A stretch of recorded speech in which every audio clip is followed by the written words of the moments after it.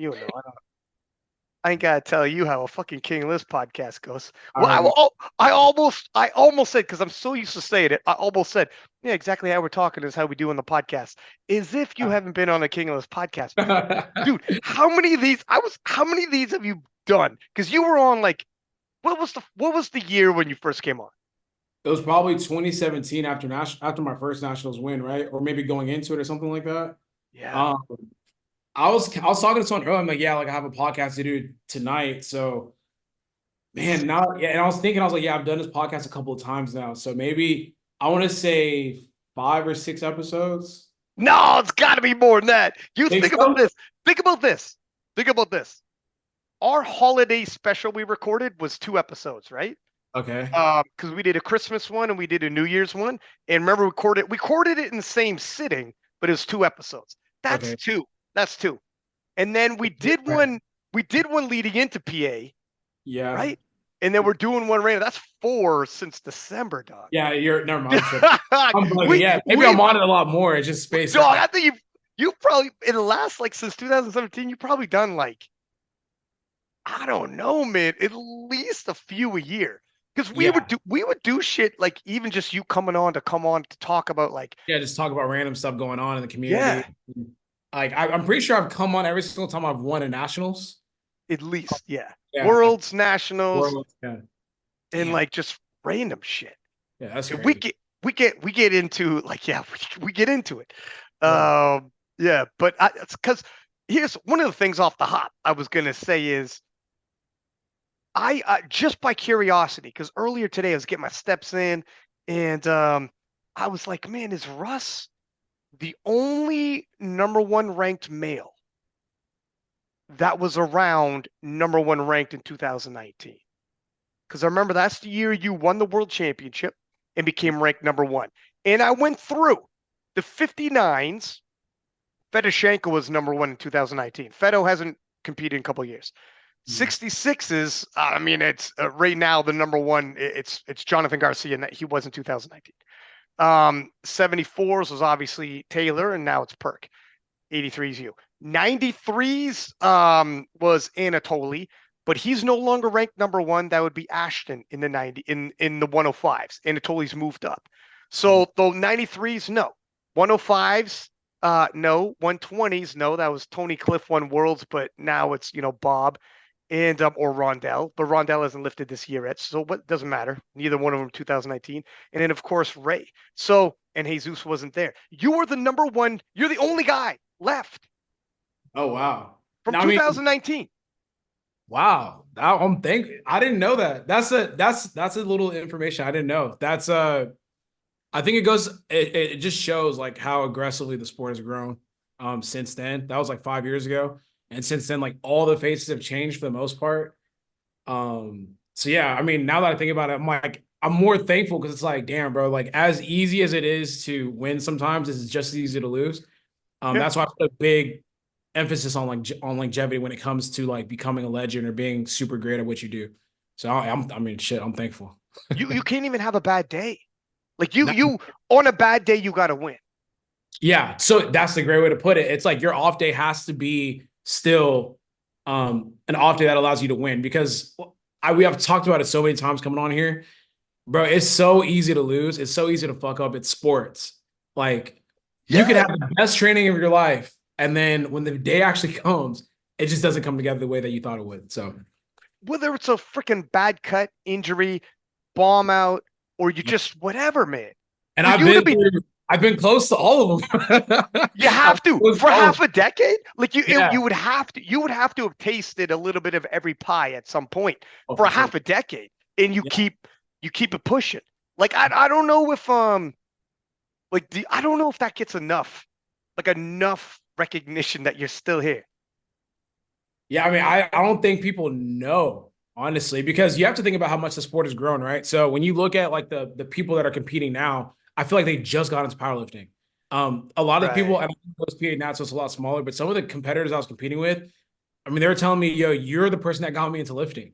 And I'm like, fuck, man. Like I'm becoming like one of the old heads that have been here for a minute. And now I'm witnessing a new generation. And this new generation, you see it, they're strong as fuck. Oh yeah. Like They're strong. And this is what I was talking about for a long time. Like, bro, when the people that come in that have like real talent, you guys will see what it looks like. And a lot of these kids are just blowing shit up. So yeah, like just to be still at the top of the mountain on this in the 83s, I'm thankful. So And you weren't just hanging on.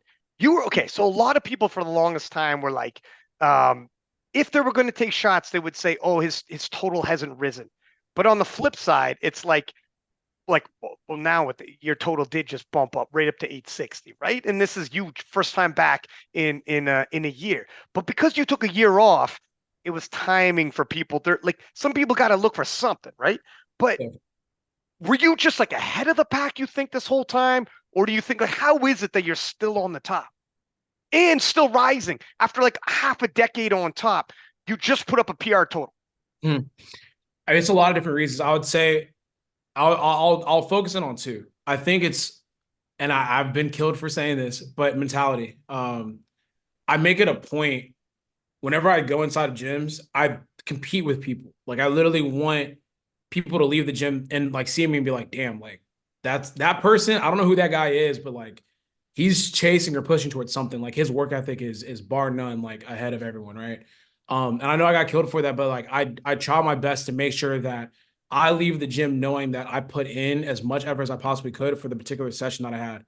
And then number two, it's just actually liking this shit, actually loving this shit. I feel like a lot of people they come in and there's a lot of distractions. There's a lot of things to pull you away from the sport of powerlifting. So oftentimes, like, I mean, you have trends in the fitness community right now, like running. As Mm. much as I like to join the trend just to, post something about it or record or whatever, I can't do that because I'm dedicated to powerlifting. I immediately think, yo, if I go on this like mile run, it's gonna fuck up my squat session on Tuesday. Right. And I just haven't gotten gassed out. I still love training. I pull up to the gym. I still get goosebumps on my drive to the gym for every single session. I love it. So I think a lot of people, and Joey was talking about this too, actually. People just move on. People like they allow life to happen to them, which is fine and very understandable. But I've been here since 20, I've been powerlifting since 2016, 2017, and I still love it. So I show up every single day and I don't really get bored of it. So I think that's like the two biggest reasons as to why I'm still kind of here. And the thing too, there are people who are powerlifting at the top of their game and they couldn't hang on until now. And now is where we're starting to see money come into play, TV deals being made, the platform is starting to explode. Like the amount of views and viewership on some of these championships is getting huge now, and the opportunity now. And some people right now is when they fizzle out. Like Yeah. and it's going to happen, but it's a It's freaking gonna happen to shame. me too. Yeah, there's gonna come a point where someone's gonna show up and it's gonna be like, yeah, man, hey, brother, got it. Like the same way that I showed up is the same way that someone else is gonna show up on me. So that's why I'm just extremely thankful every time it happens to lean in my direction in my way. So it's gonna happen at some point, especially with the amount of eyes and the amount of clicks and views that powerlifting is getting at this point. It's because I talked to like I remember 2021 Mm. 838.5 when Taylor put up 838.5. Everybody's like, holy shit, we ain't never Yeah. going to see anything like this ever again. This is crazy. It's the pinnacle. He's the king. And he had like every single formula. He had, but not just formulas. He had like world's best lifter at worlds, Mm. obviously like USAPL Nats, and like he had all of it, right? He had tested and untested world records. And then a few years later, Perk's doing more of that in 7 attempts. And it's like, Yeah. holy shit, man. Yeah. How I don't know. It's It's wild. with you. Well, first off, with yourself and other people having like close contemporaries all these years, like the 93s, 66s, etc. Do you miss those days? Because for some reason, like you have been a Yeah. healthy chunk ahead of everybody else. I miss it, but then also at the same time, I have new, I guess, contemporaries to battle with. It's just it's not in the same weight class, is that if that makes sense. So I think now the conversation has become, who's the best lifter, period, right? Mm. And whenever you don't really have competitors in your weight class that can like challenge you or give those head-to-head battles, you start looking around. Because a lot of people ask me like, how do I stay motivated being on top? I don't really look at it being on top. I like I'm the best in my class, yes, but at the same time, there's other lifters that I deem better than me, right? Jesus, I feel is a better lifter than me. Perk, I feel like is a better lifter than me. So when I go to the gym, I'm using that as motivation, and I'm like, I want to be better because I feel like these individuals are ahead of me, and that's what keeps driving me. I keep finding things to motivate me during training sessions, and lifters like that are people that keep me pushing because I think it's super easy to become stagnant, especially when you don't have Mm, direct opposition. But to me, it's like you don't have to have direct opposition. You can have motivators that are kind of like on the sides, dictating your drive to the sport. So, um, yeah, I mean, I do miss going on the platform though. I do miss having like when Candido changed his profile yeah. picture to Sean's gonna beat Russ. I miss that a little bit, you know. But I could answer that directly because we're in the same weight class. Now it's a little bit different. Now, like the conversation is like, oh, is Perk gonna out total Russ at a lower body weight? But we're never actually going to compete on the same platform going back to back unless one of us, unless I go down to 74, he comes down to 83. Um, and there's just a difference between like that actual head up on the platform going not bar for bar, not bar for bar, but like kilo for kilo, attempt for attempt, and like doing those like mind games in the back room and all that kind of stuff. So I miss that. There, I remember back in the day, I was like on a TV show and doing events, and somebody, not to get super deep into it, but somebody had bitten one of my ideas and ran with it to the media and was using it. And I was like, holy shit, this dude just totally bit, but he was from my camp. I don't want to get super into it, but because it's a long story. But Okay. What's happening? another guy from within my camp. So at some point, we could get into my story, but like before anyone knew me in powerlifting, I was on a reality TV show and doing stuff. And another guy in my camp said, "Okay, be mad the whole nine, but now that you got comp right on your heels, now it's going to be a different type of pressure because before you were kind of jogging to a finish line, now you will always be motivated to do your best. But when you feel the heat, like someone's going to take what's yours, like you're going to lose it. You're going to lose it, all of it. You're going to be replaced. That will keep you up at night. It's not when I wake up first thing on my mind. No, no, no. It's I can't even go to sleep, dog. Yeah. It's got me. And when I'm eating, I'm like, fuck, I can't. I'm losing my appetite. This shit is stressing me out. But that stress is a good stress. You had an amazing quote where you said, and several people have come on the podcast, by the way, and said this. I think even Wasker just did. Really? This type of pressure is a blessing.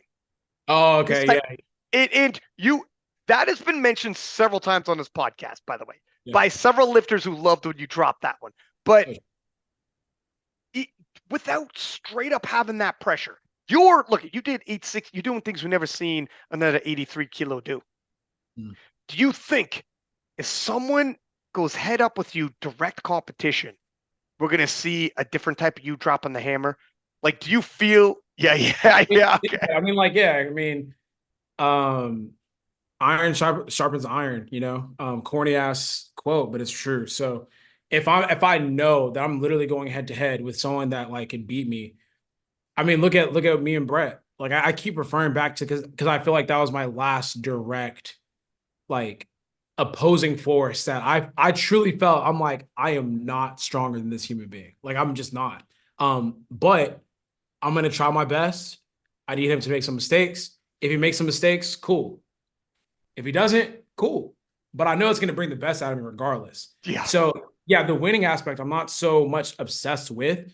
It's more so like, yo, he's literally about to force me to bring the best out of myself in order to even have a shot at winning, right? So, um, yeah, no, I think, yeah, I mean, if you're built a certain type of way, I feel like a bit like if you look at a big ass mountain, you're nervous, but you're excited because you're like, I know I have what it takes to climb that mountain. But nah, I mean, yeah, nah. If I had like an opposing force against me, I think it'll bring the best out of me. Just the way that I'm built. I love competing. I love being competitive. Um, so yeah, if I had like this, like if I had another Brett like opposing me directly, then it would just bring the best. And then from there, the winning doesn't really matter. It's just the journey that it takes to get to that process. So It's difficult to explain to people because obviously you've been competing. And the other 83s are like solid, but not quite like you're winning by 30 kilo spreads or more, which is pretty healthy spreads. If we're being respectful to all these other competitors, we're solid, but that's a pretty big spread. Obviously, you're pushing, obviously, you're trying hard, obviously, the whole nine. But it is difficult to totally articulate to people the difference. Do you think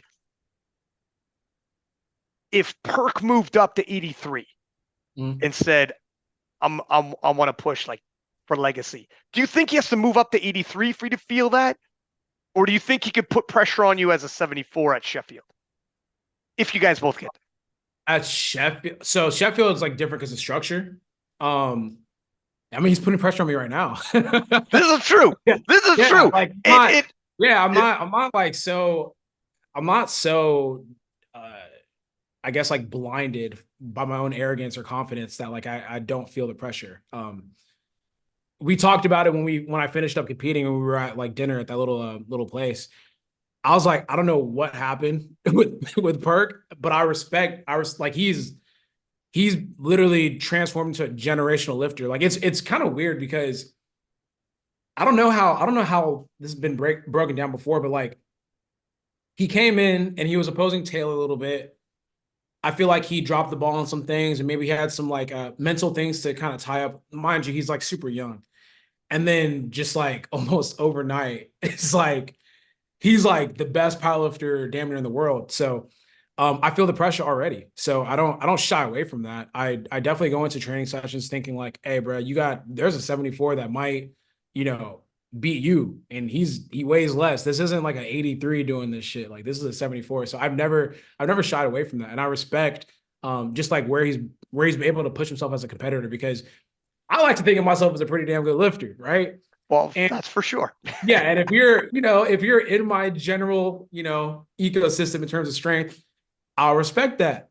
But you got someone in the 74s, damn near, damn near doing what I could do. I'm like, at some point, I'm just like, hey man, that motherfucker got it. I can't do like I know I work hard, I know I train hard, I know I push myself. But yeah, now he's putting the pressure on me right now. I feel like. It's and it's good that because he is a generational talent. I agree. Um, and it's weird because he's 74s, man. What is it with the 74s, do you think? Because it was Taylor before him. I think it's a perfect mixture, and I don't like talking like this. It's a perfect mixture of build. Because 74, because I'm an 83, right? And I'm short. Perk is like maybe like an inch or two shorter than me. If not, we're probably the same height. But like he's just like perfectly built, like perfectly stout and strong. And I'm sure like if you look at him like on a muscle fiber layer, I mean, he looks very, very, very explosive. And I'm sure he takes care of all the other things too, like lifting weights, like actually like training hard, training smart. I think his mental, which I don't follow him anymore, but like from afar I could tell he seems more like balanced. Like he's probably more even keeled. He's growing to his own. Um, yeah, he's probably just doing all the other things right, but also too, we can't ignore just like the build of the 74. So Mm. yeah, it's not like he's like a small, so like some 74s, they're just like younger 83s. They just haven't grown into like being 183 pounds yet. But now he's like a natural like 75-ish, 74 kg lifter that is strong as fuck, take care of what he needs to take care of, and he's developed his mentality to where it's like he's hungry now. So it's just a perfect mixture, man. Perfect mixture. It helps too, because like all publicity is good publicity, and Mhm. him being around and him coming on KOTL being like, look at, I think, and he's posted too saying my biggest competition is a weight class up. With all due Yeah. respect, he's saying the other 74s really aren't, and they aren't really that close right now. But that gives you more light. I made that post about you and him staring each other down. It was a People good are, edit too. I was like, yeah, this looks thank you, real. dog. Thank you, dog. And people Yeah. are like, fuck, this is fire. But our sport, like, even though you guys aren't going to show down at Worlds, it is like, it gets people talking. It gets people immediately interested in what you're doing. It gets people 100%. interested in what he's doing. And all of a sudden, it's like, oh, great. All right, let's get people like, I mean, you were around back when powerlifting didn't have any of this, None of it. this kind of chatter type deal. So that is good. I do wonder if at some point he does potentially move up, maybe at World Games. He was saying actually World Games, because Mm. World Games actually combines the two weight classes, and Yeah. it's done on good lift points. Mm. I don't know if that's a bit away, far away though. Are I don't you know if looking it's that far ahead or what? yeah, I mean, I'm interested in the World Games for sure. My thing is like, yeah, I mean, well, I mean, you know me, I'm welcome to whatever challenge, you know. Yeah. So I'd welcome him up to the 83s. My thing is like, why? I think it would be cooler just if that was in the cards, why not just do it at a lower weight class? You know what I'm saying? But to each their own. I feel like I mean, he could do whatever he wants. He's earned that right. I mean, he could be potentially, it just depends on how things break down because you never know with sports. But I mean, like shit, 74, probably totaling like 93s, like in that range. Like it's kind of possible. You know what I'm saying? Which is kind of crazy to say, but it just depends. Like I think if he gets like a super meet again, it might happen. So But on the flip side, you were big enough. Like he openly said, the only way I'm going to catch up to Russ is if Russ cuts to 83, because he's seen your 90 kilo total, and that's old now. Your new 90 kilo total would probably be, well, would be bigger than that, because your 83 kilo total is bigger than it was at the time. He'll openly say, I don't know if you heard that podcast. I don't know if you were like, but he says Russ is a bigger, stronger human being. That's a fact. If Russ cuts, I need Russ to be, I don't know if like handicapped is the word, but for sure you have to cut down. yeah. What are you feeling like? What is your top end as an 83? How much does it impede you? To an extent, are you an in-betweener? Because you might be, do you feel like you're too small for 93, too big for like your optimal weight? Because I think you're right. I think Perk, one of the advantages Perk has, his optimal weight, probably around 75 and a half kilos, easy cut to 74. Your optimal weight, where you're like, if I'm going to be the biggest, strongest possible, I mean, like thick Russ, like South Korea Russ. Yeah. And where does your body float? And what kind of numbers are we talking?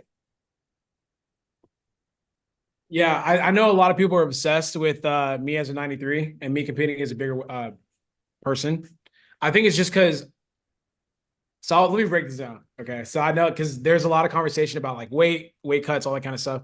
So as an 83, it's not really that difficult for me to get down to 83, to be honest with you. I just diet. I actually had to slow my diet down because I was dieting too, like I was too light in my training, which was like one of the problems. Um, so I was too light to the training. So it's natural for me to like come down in body weight, but it's also natural for me to be almost 200 pounds. If I decide to eat consistently, I'm at 200 pounds, right? So I would be competing to 93s. But I that's a don't, small 93 because they're like 210. yeah, me at 210, there's no way I don't think I could get up to 210. You're like an in-betweener. So like your optimal weight is somewhere between the two weight classes, Yeah, unfortunately. so I'll be chilling like around like 198, 200, maybe 200, maybe like 203 top end. But yeah, man, me at 93, I don't like saying stuff like this because I don't compete as a 93 and like I think it's annoying when other weight classes do the same thing, but yeah, I don't view 93s as like a challenge because I'm like, to me, that's almost like if for the people that watch anime, it's like Rock Lee taking off his weights and it's like, oh, I can move more freely now. You know, like, Yeah. yeah, I would be squatting like 800 pounds, probably pulling over 800 pounds. Oh my God. My bench is the one that I know a lot of people talk about like my lifts or my squat taking a hit after my weight cut, but it's really my bench. My bench, when I'm like heavy, I could bench 470, 480. And Damn. I just can't do that this body weight. I don't know what it is. I just can't do it. It's impossible. So um yeah, nah, that I keep the 93s in my back pocket because I know it's gonna be a transition eventually, but yeah, that would be disgusting. But with 83s, like 860, I mean, we'll probably talk about it, but 860 is definitely not the ceiling for what I for what I have. I didn't think so. No, yeah. So I seen your training, dog. You yeah. were pacing for more than 860. I Yeah, think I we just all, yeah. well, like we'll talk about PAs in one sec. Staying Mhm. on this, would you consider, not quite like a South Africa thing, like travel wise, but would you ever consider doing a meet, not cutting, staying big, 90 kilo? You don't have to fill out big, Mm. and just posting for the people up another monster total. Mm. Because Sheffield's February, Worlds is June. Yeah. And you maybe you'll enjoy a nice off season, Mm. or maybe you're like, you know what? I could do something in between. And there's other international meets you could even peek at for world records, or just even blowing up another like an SBD money meet and just Mm. showing people, I mean, another South Korea type situation.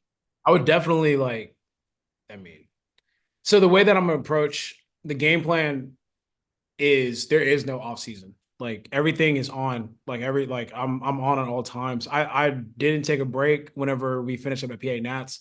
So at the time of this recording, I'm thinking that time off between Worlds and Sheffield, that's gonna be I'm in season. So I'm eating to be a better 83. I'm eating to be stronger, and I'm training like that as well. So I don't know if I'm gonna be doing a meet because I personally think the less meets you do, it gives you the opportunity to kind of build on strength. And I don't want to keep like racking it up. Um, so I just want to make sure that I have a very clean meet in Worlds and then build into Sheffield. And then from there, that's where we'll start figuring out like where are we going to take it in 2025. Because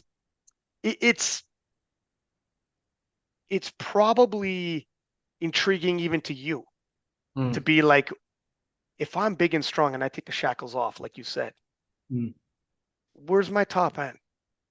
And you want to find out, you know what? Taylor came on here and said if he has one regret, he didn't go 83 at Mm. some point just to see that, just to take a peek and be like, where was it? Yeah. Where was I it? always I always look at it as like something I have in my back pocket. It's like, hey, bro, if you've topped out your strength potential at 83, all right, cool. I mean, you just now actually just compete normally, like just compete without having to worry about a weight cut. So yeah, yeah, I get excited thinking about it because I just know that there is no conversations after that point. I think whatever the 93s are doing right now, it would be yeah. This is Yeah. where this is where if you reply to Perk, it would be like, all right, we can go head to head. You don't cut, but I don't cut neither. Yeah. I'd be like, and that's the deal. That's the deal. We go Yeah. straight up kilos. You come in however big you want. I'll come in however big I want. Let's see. Yeah. Let's sort it out. Yeah. Salute to Perk though, man. He's been a new source of motivation for myself in training and all that kind of stuff. Just how strong he's become. Yeah, salute to him. So it's killing it. What do you think is probably the okay? Let's talk about PA before we get too ahead of ourselves. Yeah, yeah, for Um, sure. so coming in, it had been a year, Mhm. and you told me backstage, man, this was felt weird for the first time in a long time. I'm glad you had this tune up before Worlds. Yeah. What was a what was the prep like coming in? How was it all going in terms of like the weights being shifted and everything coming into it? And then tell me about the day. So yeah, prep. So for me, this has been like a 2-year process. We all know what went down in the powerlifting community, maybe like last year or whatever. Um, and I've been on 10 since. Like, not that like I want more problems. It's just more so like when I go into training, I'm so dialed and focused. Like, I don't think people understand what I mean when I say things like this because they're not here physically with me. I'm very like a in-person type of person. I wish you could have seen me train. Um, I want to at some point. Yeah, like it's seriously not a game for me. And like I literally like people that I know I don't talk to. Um, I just turn on a whole different mode. I was like that from the beginning of the year all the way to when I competed. For like so that was like a year, that was like 14 months, 15 months or whatever. Like I'm talking about when I go to the gym, I have goosebumps. Like I'm sweating before I get to the gym because I'm so amped up and I'm nervous about what I'm going to be able to do. How often can I be? Like, there wasn't a training session where I'm like, it's like maybe I feel beat up, but no, I want to be here. Like, I want to attack. So that was my problem. Like I was just not my problem, but I was so dialed in that like sometimes I'd overshoot. But the prep was like it was fucking phenomenal. Um, I had a lot of shit going along like around me, like a lot of shit. But the prep itself, like one of the things that I'm very good at is focusing on the task at hand, and the prep was amazing. The weight cut was easy. Yeah, so the prep was amazing. Weight cut was easy. Everything leading up to the meet was to me easy. But obviously hindsight is 2020 after the fact. So And like, was there anything you would change, you think, with that 2020 hindsight?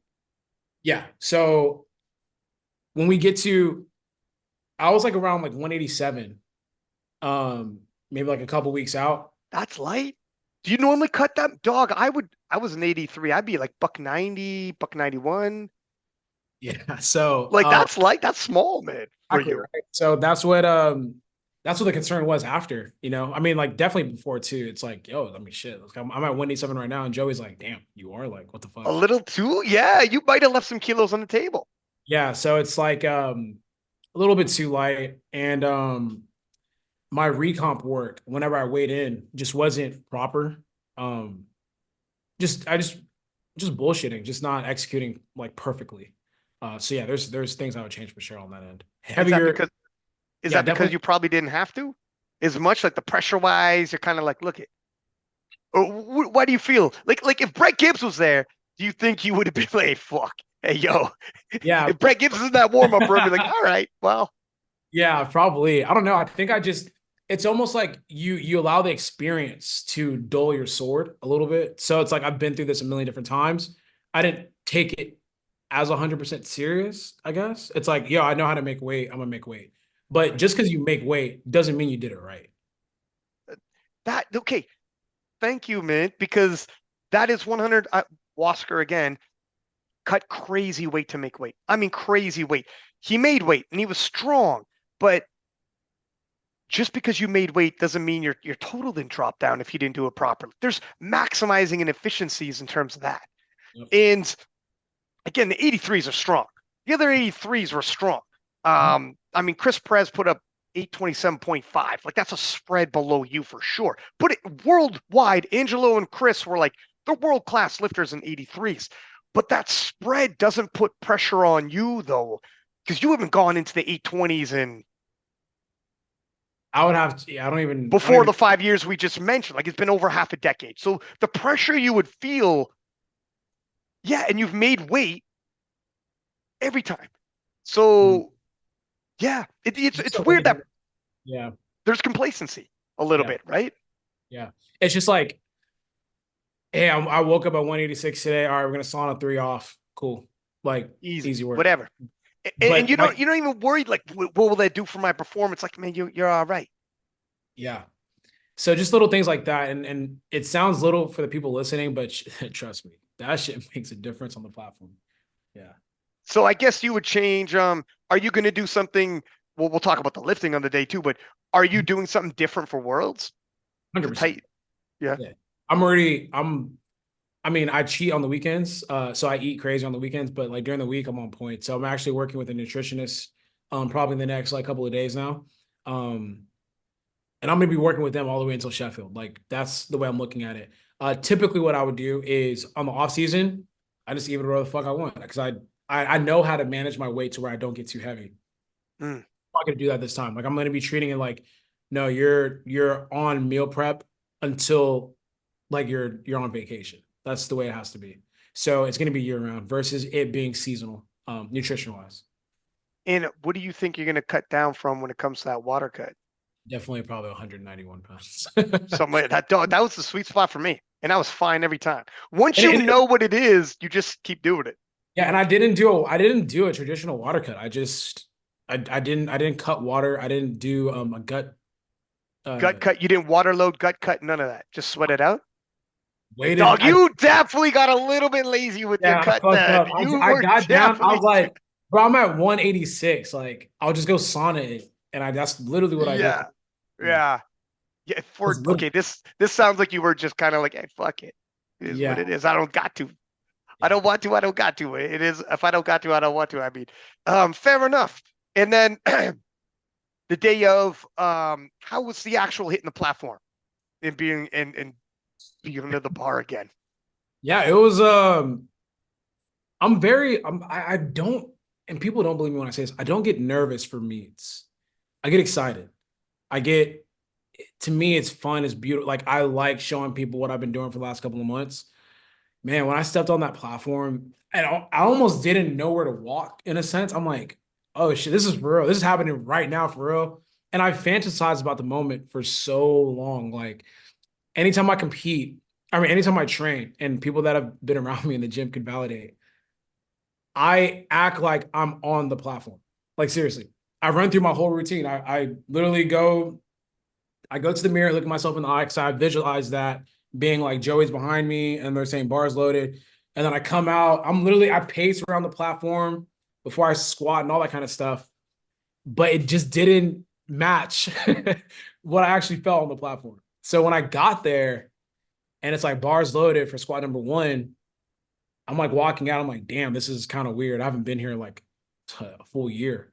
And I've never really taken a long break from powerlifting like that. So it just felt awkward, man. It just felt like it felt like my first meet all over again. I'm like learning cues and shit. I'm like thinking about stuff as I'm lifting. I'm like, Yeah. okay, well, let's move my squat out a little bit.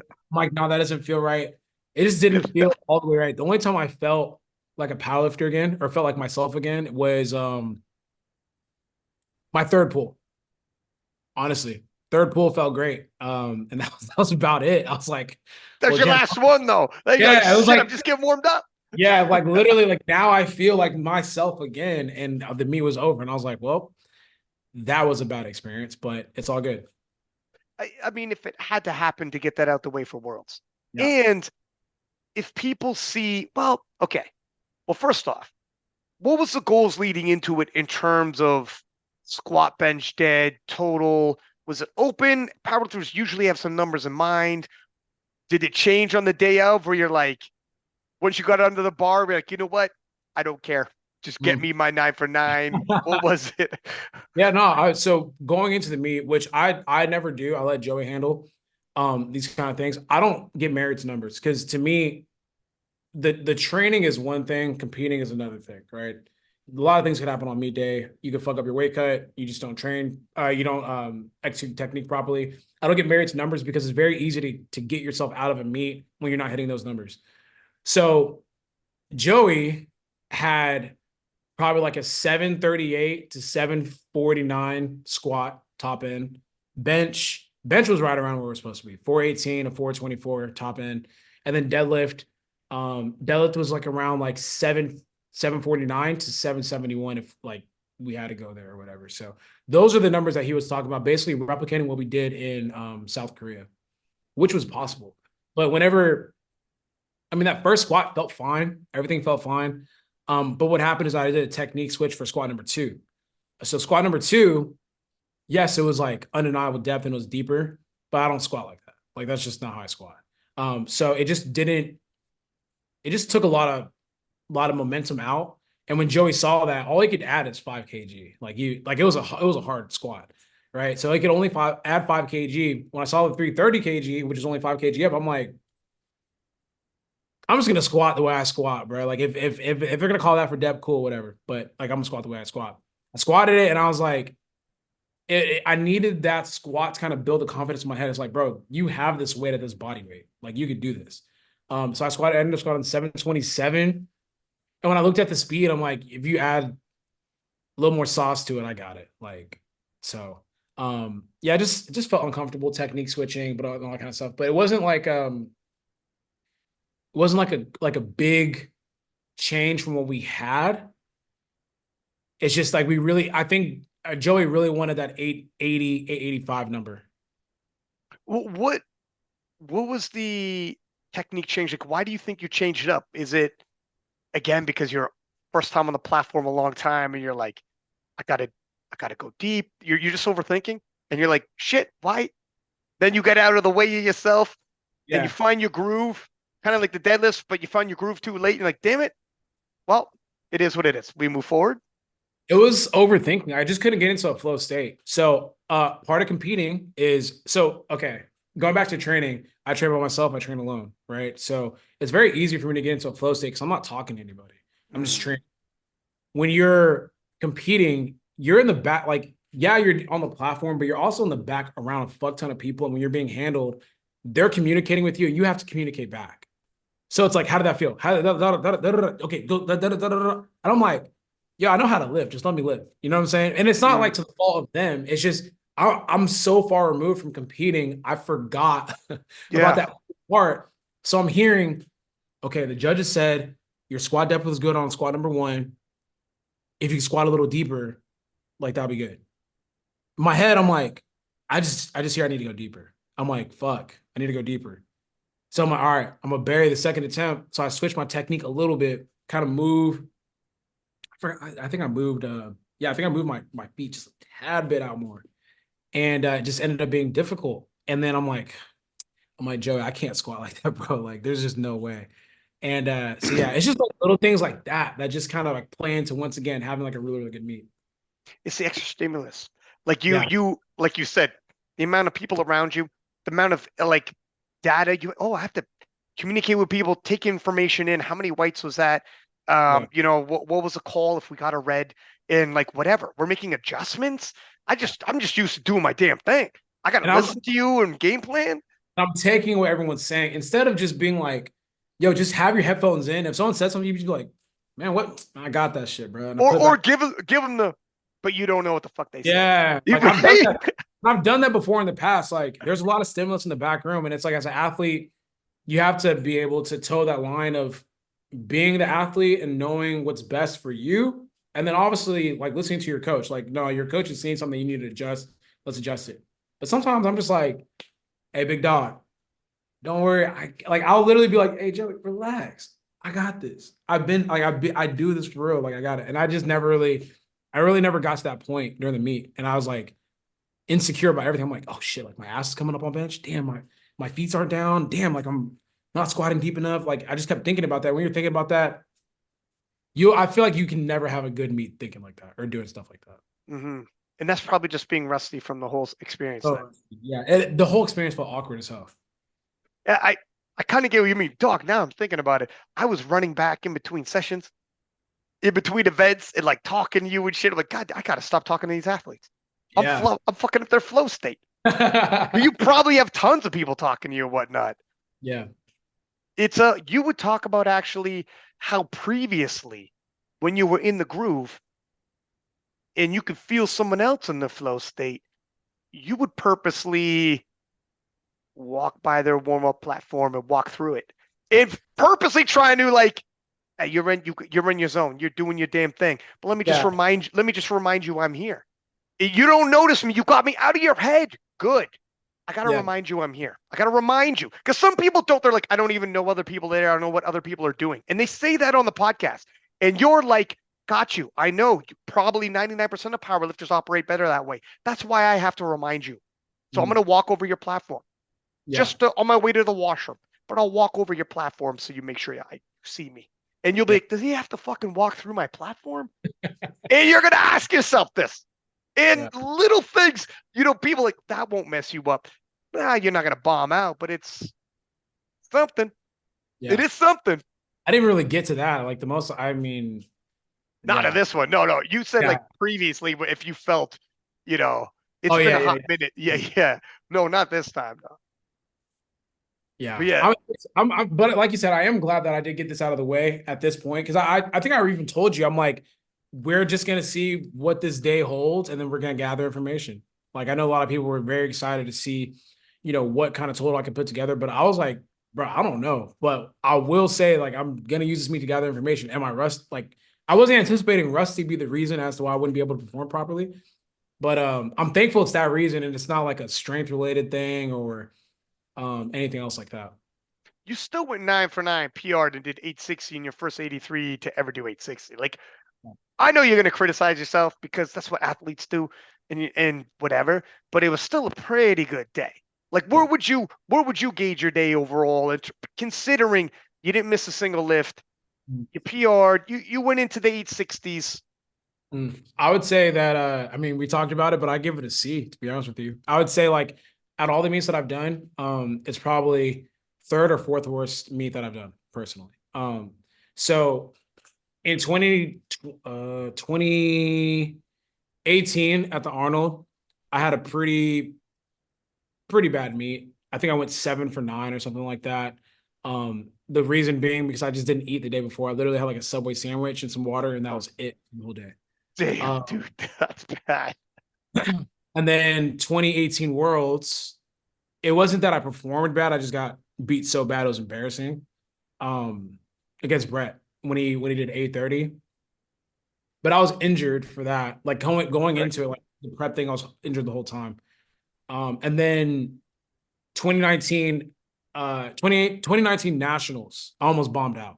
Right. So those I are remember. three meets that immediately stick out of my head. And I think this particular meet is worse than the 2018 Worlds because I just I had everything I had to do there. I had all the strength, had all the tools I needed. I just didn't execute properly. So I think it's probably like my third or fourth worst meet for sure.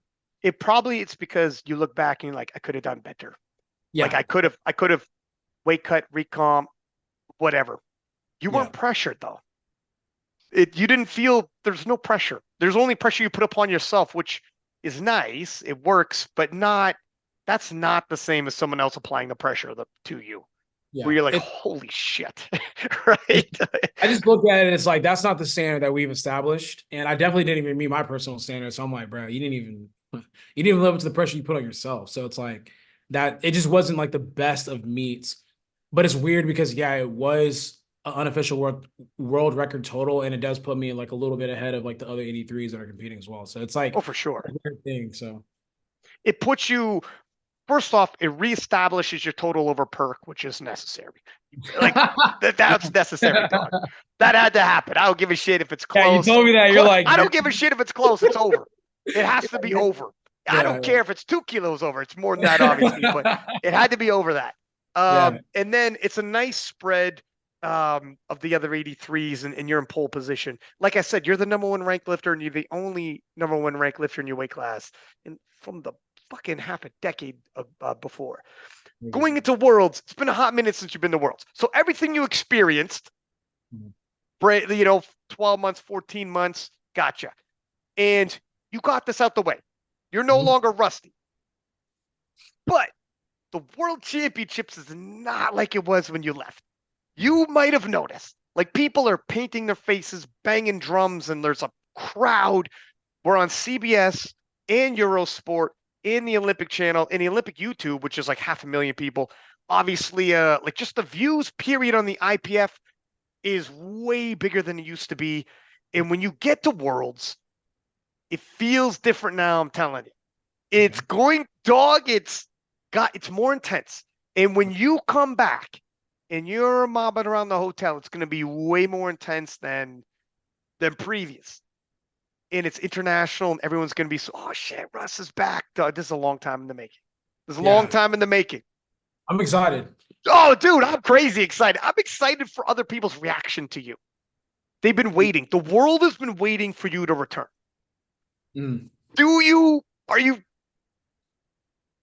is there pressure or are you like, shit, I need this. I gotta stay. I can't be like PA Nats where it feels like, holy shit, I'm back. USA across the chest. Here we go. Yeah. I would say there's more pressure. The pressure that I experienced with Worlds is a little bit different for me. So I would say there's pressure to execute properly, like squat to depth, hold benches for a decent amount of time, and then make sure that my deadlift technique is pretty on point. That's to me the only pressure that I personally feel, just because the standard is way higher in the IPF. So yeah, I just don't want to get in a situation where I'm fighting for my life on squat, but I've never had to before. Um, so yeah, those are the only pressure things. I love international competition, and knowing that it's gone a little bit like more I guess like spectator worthy, and like Oh people are yeah. like, yeah, people are excited and all that kind of stuff.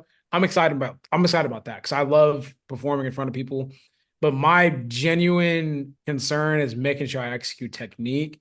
I'm not gonna be, I don't want to say that, but I don't think there's any other 83 that is going to put up a total near what I did at nationals. So it's not really about being strong. It's just like, yo, let's have a really clean meet, try our best to go 9 for 9, get out of there. And that's pretty much it. There's nothing like I gotta do anything too crazy. It's just, yo, hammer technique, get your lifts and get out there. That's how IPF Worlds has always been for me personally.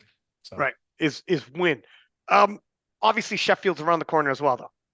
So, and we were talking previously, Arnold UK was happening the same time as PA Nats. But I know you had seen Ade from Britain Mhm. posted he actually locked out his last deadlift for 840, down up, but he was good for 840. Jurens hit 840 in training, but at Euros did 823.5, but it's all he needed to win and become Euros best lifter. But he's done 840 in training. So these guys are getting Strong. strong and close to that world record. Yeah. And Sheffield is obviously based off world records. Mhm. Can they post that up at Worlds and push the world record? I don't know. They'll be around it. I don't think they're going to take it for a ride and push it too much. But Mhm. your game plan for Worlds, because Sheffield is huge. Mhm. Sheffield is, I mean, if obviously Perk is a favorite, but whoever wins Sheffield is like the king of powerlifting and queen of powerlifting, right? Yeah. Everyone goes nuts and talks about it. Mhm. We'll talk about Sheffield in a second, but how much does that impact your game plan for Worlds? Are you going to go heavy on squat? Go 3 for 3, though, obviously, but are you thinking top end, go heavy, heavy, and then you could lay off deads? Or how does this affect you? Because you want to win without taking that record for a ride and leave your door open, or how does it work? It's gonna be interesting. I haven't talked to Joey specifically about the game plan on meet day. Like, are we gonna push squat? Are we gonna chill? Are we gonna really? Because I've gotten to a point now. I mean, I'm not the best deadlifter in the world, but my deadlift. I mean, my deadlift we could play around because I have a bigger pool than most people. So I mean, we'll figure it out. I mean, the heavy squat sounds like a good idea, but then also too, like I could pull a decent amount. So we might just lay off on squat and see what I have to pull to kind of like relax a little bit. But I think the way that Joey thinks, probably squat, because like he likes to finish the meet early. So Well, yeah, if he has the ability to, he likes to finish it early. So I mean, it makes all the difference. I mean, I would be a liar to say that Sheffield has no impact on what we do at Worlds. I mean, like obviously it's a lot of money, it's a big meet, it's a big opportunity. So you want to, if you can, you want to strategize what you're going to do at Worlds. So I think probably nudge the world record just a little bit, and then build, and see what we could bring to Sheffield. and yeah, I mean, in terms of the game plan, if your subtotal's pretty strong, Yeah, you if you could lock it up on your second, if someone does some crazy push, you got to go bigger on your third, fine. But if you that's don't have to push that world record, you're just like, are we good? Are we all good? yeah. I'm good to That's stay what there if you guys are. You it's know? like. We have to push it just a little bit, and then I mean, that's Joey's job, but he's going to try to see like, yo, could someone outpull this? Could someone like come out of nowhere and just fuck everything up and get in first place? And like we just didn't go high enough. You just have to be very careful. So we just have to. We literally, it's going to be a meet day thing where we're filling out the vibe and seeing how actually strong people are. So I talked to Matt Gary like a bunch, but he's obviously the USCA team head coach, and I believe, if I'm not mistaken, they're like Matt is like crazy prepared. He has people scouting for him ahead of it's going to be all scouted out, all the nominations, all their PR lifts, their training lifts, what they think their top end best scenarios are, the whole nine. And then he sits down with yourself, Joey, in advance and the day of. So they are going to be like crazy prepared. yeah. So if someone's good, you're not going to put it this way. Your coaching staff is not going to get caught slipping, Oh yeah, I know. like, which is good. Yeah. No, Matt gives old school football, old school head coach football vibes. 100%. Yeah, I Dude, like he's that. so intense too. He's Yeah, so intense when it comes to attempt selection and he everything. yeah, he sent me a text the other day. He did get me like kind of riled up the other day, like in a Did good. he really? And he said some shit. He said some dope ass shit. Hold on. He said, What? looking at the text message, he said, yo, this is a tough man. He said, I hope he doesn't like, get mad at this. But He won't get mad. he's like, "Good morning, Russ. You're the best 83 kg powerlifter on the planet, and I'm thankful you're on Team USA." I said, "God damn." That's Matt Gary. That's Matt Gary saying this. Yeah, I'm driving. I'm like, man, what the fuck? Like, I was like, yo, I'm ready to tear some shit up now. Like, goddamn. Like, it was just a hard opening. Like, that was a good morning text to like send That was some a good morning text. What's up, yeah. King? How you feeling? Expect one of those every day till Worlds. No, can you imagine that? I was like, God damn, big dog. I was like, that shit got me going. Like, I went to the gym and I was RP6 day, but I RP6 the fuck out of that lift. Man, RP6 the fuck out of it. Yeah, You never seen an RP6 like that. Crazy. Move like a 5. Yeah. Matt Gary is like randomly shot people emails going into Worlds with like he wrote like almost like a fucking poem about why they're gonna win. Dog, this guy is so passionate about powerlifting. I've seen him. We're at like Sheffield. We've been at Worlds. I've seen him in tears, talking like literally so. He's so a powerlifting dude, and nothing. He takes like absolute pride in his work. Where if he's the head coach, he cannot be outgamed. He cannot be overprepared. Like there's no such thing. So if anything, if it's a dog fight, I don't anticipate it's going to be a dog fight.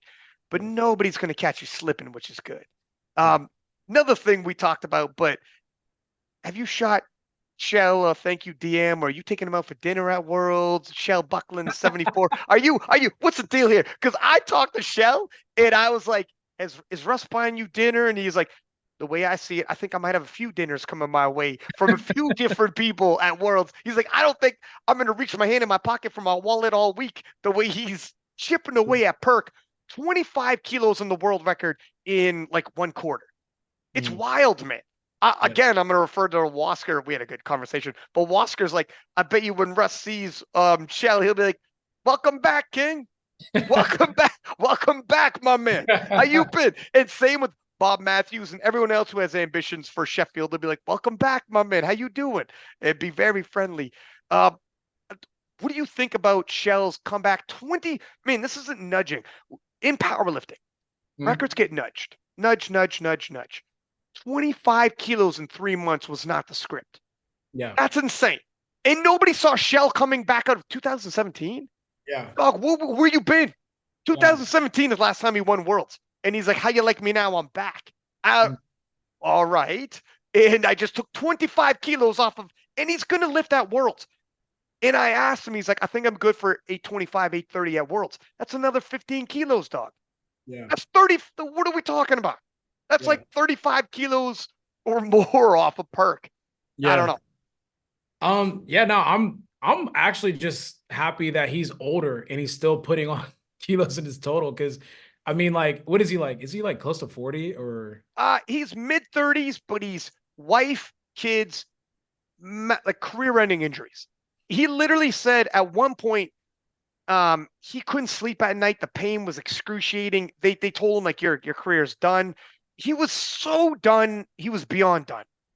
And like kid, every like for real job, kids, the whole 9. And then for him to come back, like he was gone, man. People when he came back, people were like, who's this new guy? Yeah, this is he was Taylor's Brett Gibbs. They were 1-1 at Worlds. He's Taylor's Brett Gibbs. But I'm glad people are reminded. But talk about a comeback. Hey man, I think it would just it's good for Perk. It's good for, I mean, it's not like amazing for Perk, but at the same time, it is someone that like, I mean, he's trying to fuck up your legacy. So, he's going to have to go in there and just kind of like, I don't think he's trying to like beat him. He's just trying to like take kilos away here and there. But I'm not too crazy about, like, I don't really care as much about that component of it, but I just want to see how that goes down at Worlds. I do want to see what he could put up at Worlds, like as a 74. He's making it interesting. Yeah, he's making it interesting. And I know it's going to play into Sheffield, but I just I can't get excited about it because I need to see it happen first. I think sometimes we get so excited about things and I'm like, it never really plays out that way. So I'm like, let's relax. I know he wants like maybe like 830 total. So let's see, if it happens, then I'm talking about the dinner or something like that. So we'll see. You're right. You're 100% right. But even if it stops now, he upped the world record by 25 kilos already. So that means Perk's percentage has already been chewed up for Yeah. Sheffield. Like his percentage of winning is now chewed up by 25 kilos, which means like if it was too much before, now you're like, wait a second. Yeah. Like Joey was on the podcast, I haven't dropped it yet, and we're crunching numbers, what you might be able to do as an 83, like top end. And Joey's like, when the world record for 74 was at 790, Mm. and Perk can do, if he does 860, Joey's like, I do those, the percentage from 790 to 860, we're fucked. We're fucked. He didn't use those words, but 815 to 860, or if Shell makes it 825 to 860, the percentage difference, what does Russ have to do? And he looked at the record and he looked at maybe what you want your top end, and he's like, shit, now we're talking. Perk, if and this is Perk if he goes 9 for 9. Like it's now, and this isn't just you. This is Bob. This is Jesus. This is everybody. First, like I know it's pressure on Perk, what Shell's doing, but for all of powerlifting, the entire community, we need to see Sheffield as like anybody's game. Otherwise, what are Yeah, we doing? it's funny too. Like this is the game within the game that motivates top level competitors. Like we're not. I mean, think of the conversation we're just having right now. It's like I have to now pay attention to what's going on in a 74 kg weight class. Like I have to pay attention to what's going on to like in the super heavies. Like all of it matters because it can dictate what happens to me at Sheffield, right? So yeah, I mean, it's just interesting to just hear the game within the game that we're talking about now. Because a lot of people are like, how do you stay motivated? I'm like, bro, there's a lot of shit to motivate myself with. Like, trust Yeah, me. yeah, Mm. for sure, man. And now that powerlift, well, first off, it Shell coming back like this makes me be like, you should be shooting Brett an email and be like, dog, what's going on? Are you good? Like, what? Don't do me like Shell's doing Perk. Yeah, Don't come yeah. out of nowhere and start eating my food because I just stay where you're at, stay running Yeah. marathons or whatever the fuck you doing. Don't get slick. Don't get slick. Um, there's some of this the new platform, Mm. new opportunities, like SPD's blowing up with obviously with Sheffield Mm. and all the different views and whatnot. Does this excite you on possibilities for you? Because you're going to be on these other platforms. Sheffield is massive. You've seen what it did to like Keiko's following now, and these are guys. Keiko's not even a guy who's like, I'm trying to indulge in social media. He's like a casual social media guy, blowing up. Jesus is leaning into it. But for yourself, whether it's partnerships, whether it's brand new, because other brands are going to start entering into powerlifting, or existing brands, or just the platforms of it. Yeah. Are you looking back at this thinking, oh my gosh, now that I'm in the IPF? Because initially you went USAPL thinking this is a better business move. And Don't, now you're like, don't and now, remind me, bro. we don't got to talk about it. No, we Yeah, ain't we're going not to talking revisit that. about that. We That's got old. talking That's about old. That's old. That's old. that. But are you like excited about the future where it's like the time right now, powerlifting's blowing up in the venue and the viewership and whatnot? Like, look, CBS and all the rest of it. I don't know who's watching. But are you excited as like a business guy with this where you're like, holy shit? Yeah, hell yeah. Like what? Like I don't to me, and which is crazy. I remember I posted something on this on threads and Chelsea, is it Chelsea Savit? Savage. Yeah, yeah. Savit, sorry. She brought up an interesting point that like which like echoed a lot of what the powerlifting community thinks, I think sometimes.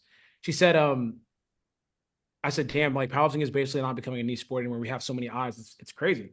And she's like, yeah, like I kind of don't like it because, it's just a lot of pressure. And I'm like, man, I feel like now with Sheffield and like all these different things, man, powerlifting is never going to be the same. There's going to be, like you said, big companies coming into it. And I mean, it almost should go without saying that I'm excited as fuck for it. This is something I've been lobbying towards for the past, half decade since I've been in the sport. I think that we're on the brink of breaking through. We just have to like actually do it now. So I'm excited as fuck. I've actually positioned things in a way that will allow me to scale in terms of like the companies that I work with now. So in the next like in the next year or so. I think that I'll position myself. Since I've already positioned myself, there should be like bigger companies putting more money into into powerlifting in general, or just kind of utilizing my platform and my space to help spread powerlifting even more with the companies that are currently in powerlifting. So I'm excited as fuck. You almost want to, like, what all these different platforms can do for you, and you've seen the Road to Sheffield videos and all, Beautiful.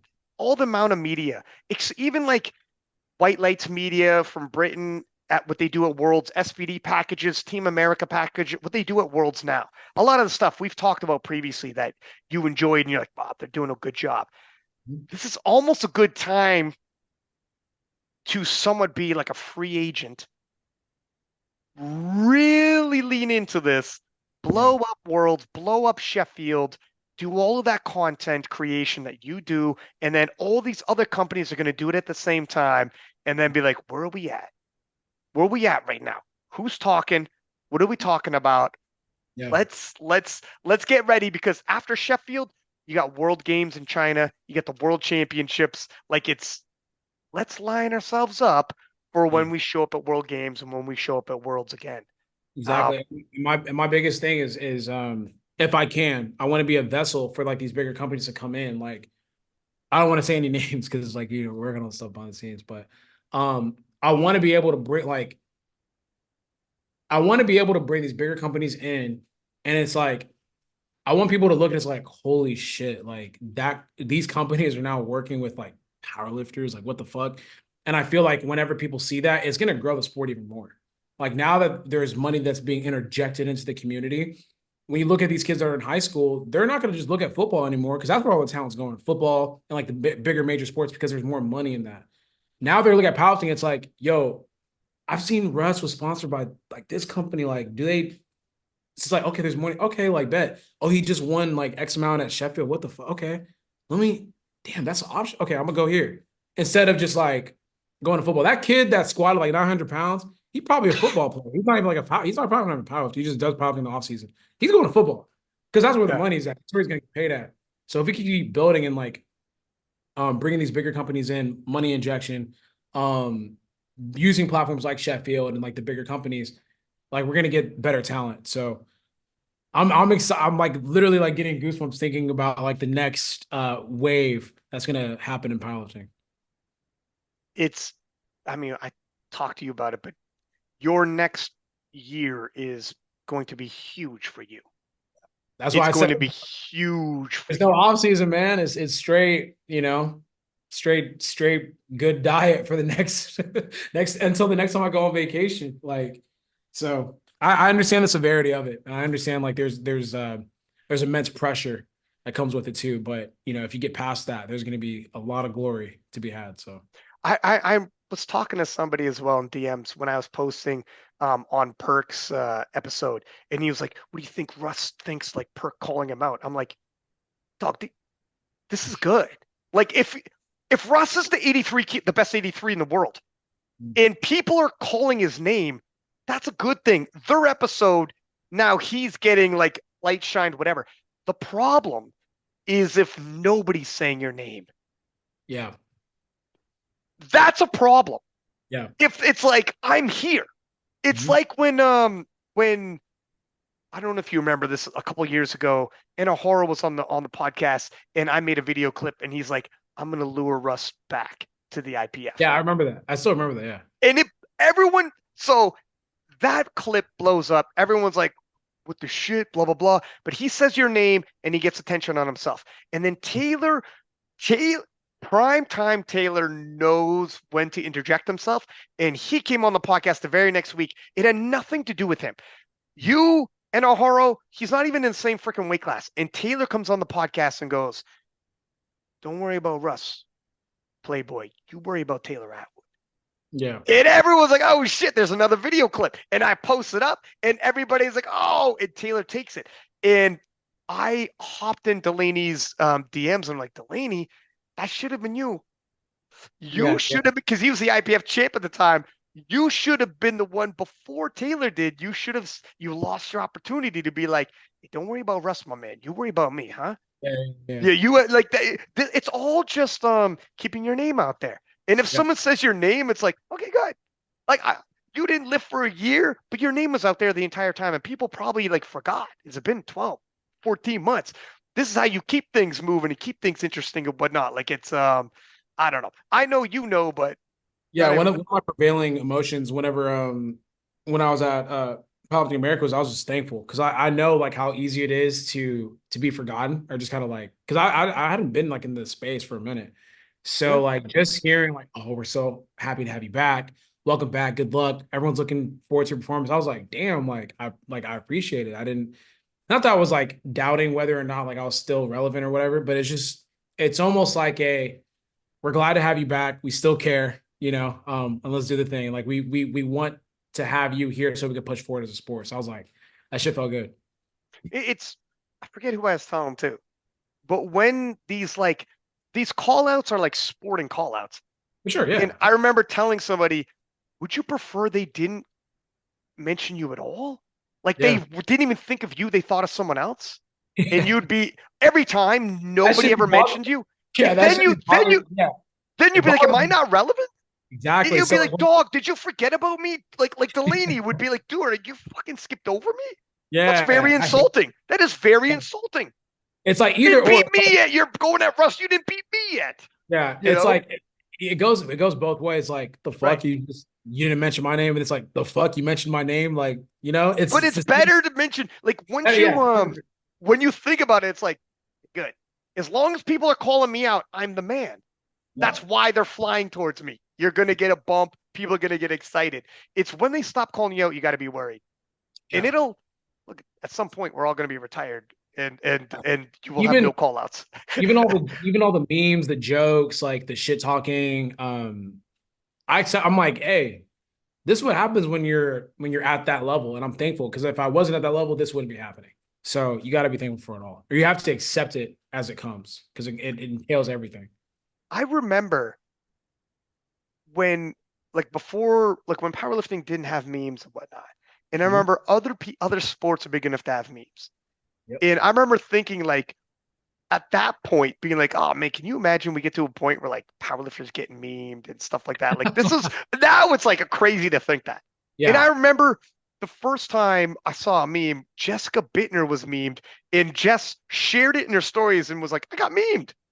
She was Like I excited. got memed. It was crazy. And now it happens all the time. Dog, we got memed together like within the week because I forget what it was. And I was like, ah shit, I got memed again. But Yeah. it is what it is. But Like you're a badge right. of honor. Yeah. It just means you're doing things. Yeah. So people, if you get memed, other people in the community obviously know who you are, know what you're doing, and again, it's like relevancy. It's when you stop being memed because and if they meme you and they're like, who the fuck is that guy? Yeah. Okay, well, Exactly. Who the fuck is that guy? yeah, then it's like, well, now you got a problem, don't you? Yeah. This is an issue. How is the second run of IPF? Because it's your second go around. How is this one going to be different? Do you think? Kind of like what you just said before, though. I would say that it's going to be different because like the world has changed. Um, Countries have gotten stronger. And then people now care a lot more, like on the international level, about powerlifting. So I think that's going to be the biggest change. But like my attention to detail, my work ethic, and all that kind of stuff isn't really going to change. I've been here before, and I know what to expect. Um, I'm just excited to see how that first squat's going to feel, on foreign soil. But other than that, I think other than Like that, content or like what you're doing, oh, ventures and like content. Okay, yeah, anything. Period. Like how you're like, man, when you weren't on the world's before. Now you're like, man, I'm going this time, and I want to maximize oh yeah, opportunities and all oh yeah, that. yeah, I'm milking. I'm milking. So I mean, shit. You see how I got the USA singlet right behind me That's and right. shit. I feel like my first go around, I didn't really, I guess, like flex it as much in my content, especially. Yeah, I might drop it here and there, but I wouldn't just be like, oh, like Russell Orhii, two-time world champion powerlifter X, Y, and Z. Like I used to cringe at saying stuff like that, but now I understand the power in that. I understand like how when you use your accolades, it can help you on social media and Oh, yeah. get you in these rooms too. It's like if I go work with a company, it's like just saying you're a powerlifter is different from saying I'm a two-time world champion powerlifter. hits way different. So I'm just gonna use it to open up doors. Social media wise, I'm gonna crank that shit up for reviews and just like more eyes on the sport. But yeah, I'm gonna attack that differently for sure. And are you going to, and I know I got my eye on the time, man. We're going to Nah, wrap it you're up real cool. soon. We're good. We're chilling. But, are you, what are you thinking in terms of the future wise? How long until, like, how long do you think you're going to cruise through the 83s? Are you thinking, I know I kind of asked this before, but not, this is more of an immediate, right? We're kind of like, but at some point, do you think this go around, we're going to see you once again flexing the 93s, even if not at Worlds? Yeah. This is what I'm looking at. World Games, I don't know if like they combine 74s and 83s, Mhm. and you could do that.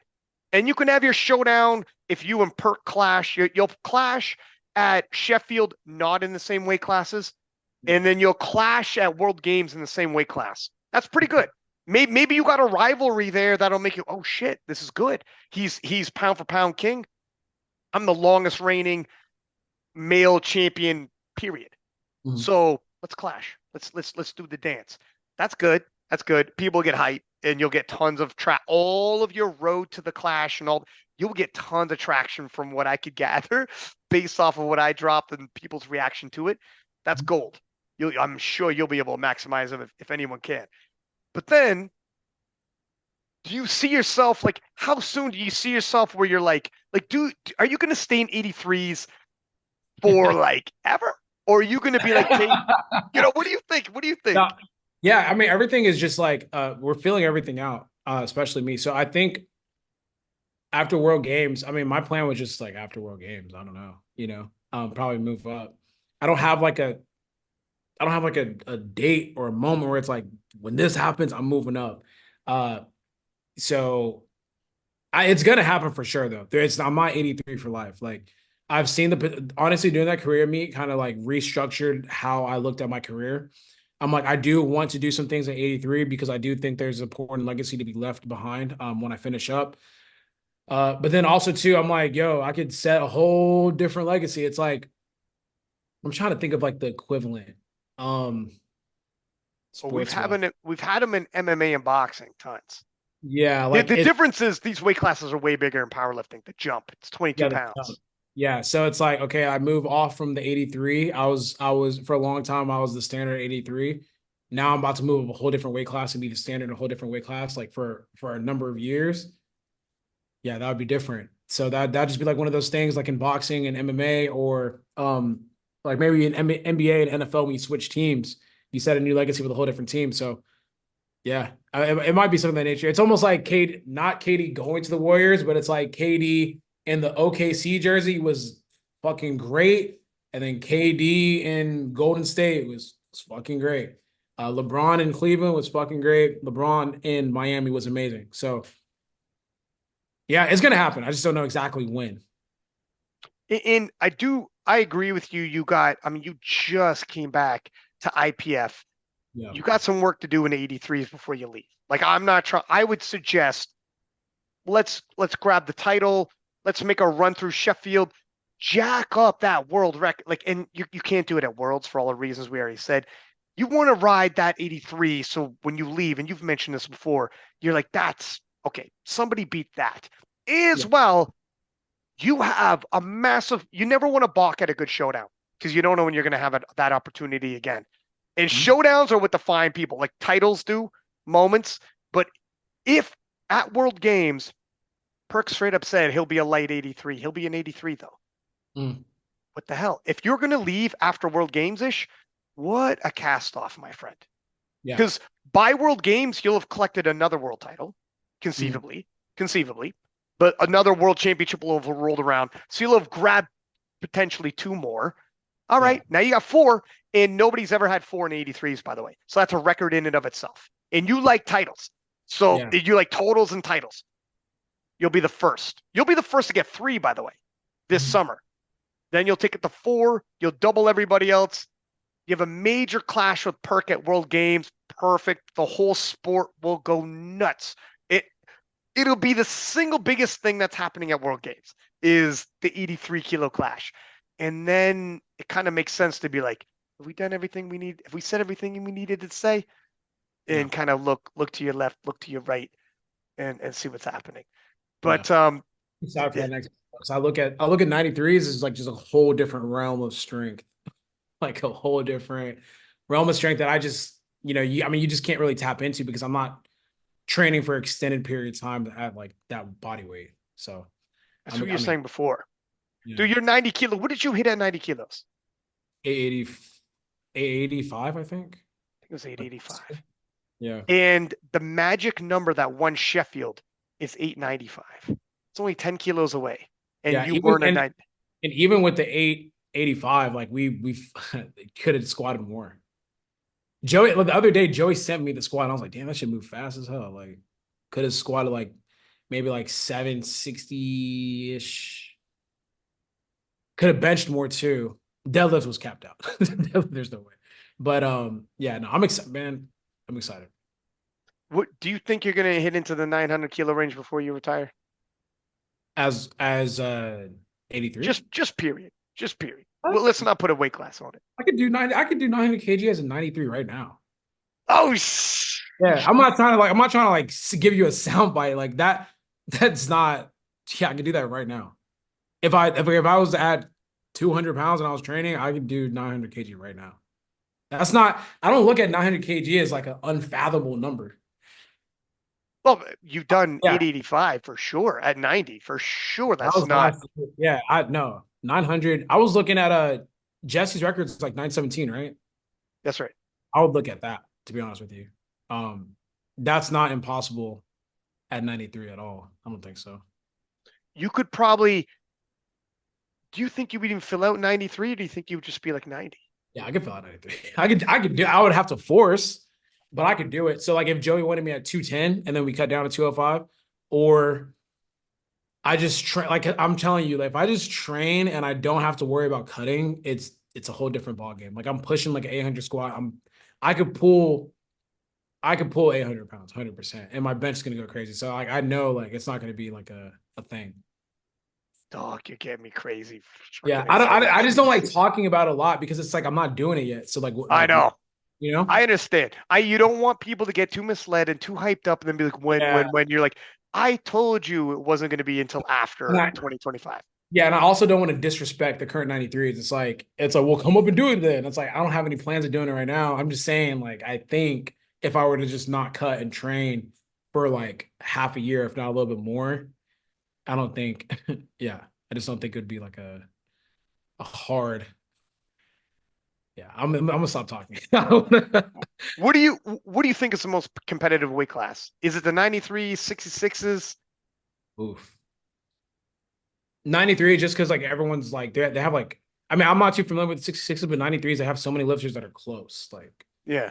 it's pretty close. So I would say also too, it's like spread amongst different so you have where I'm thinking you have three Americans, one dude from Sweden, I think, right? Yeah. Gustav, Yeah, good. Sweden, and Emil Krastev from Bulgaria, who did Okay. 906 in training. And the hype on Emil Krastev is huge. Well, Okay. obviously Gustav won Sheffield, so the hype on him's huge. Um, and 895 is the number that Gustav won Sheffield with. It's the number that Petrie needed to make the Team USA. It's the number that Gavin made, but he was a big 93. He was like a small 105. He missed weight, but three of them hit it within a month, and it's the biggest number we've seen, and Yeah. they're all right there. And then Emil Krastev in training within that month hit 906, like a Yeah. full on SPD day. All of those lifts were What's his legit. like good lift? What is it? Is it like he's just good all across or He's got, he's pretty solid. He's a three lifter. He's got a massive bench though, but he's probably a three lifter.